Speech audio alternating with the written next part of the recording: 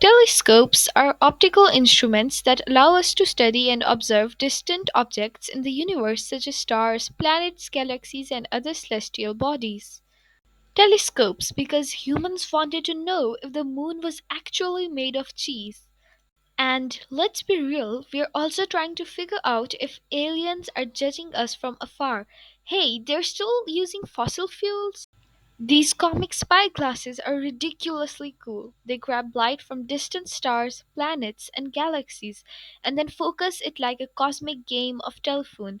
The primary mirror or lens is like a super sensitive photon vacuum sucking up every stray beam of light.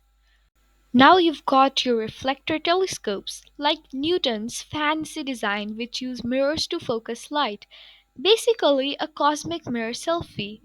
Here are some features of Newton's reflecting telescope.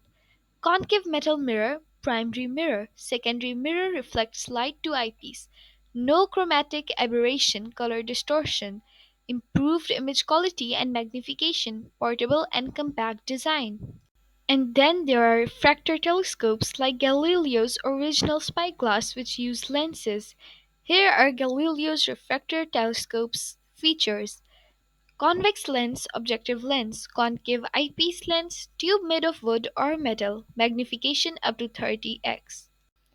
Radio telescopes. They are like the cool kids who listen to the universe's radio waves instead of visible light.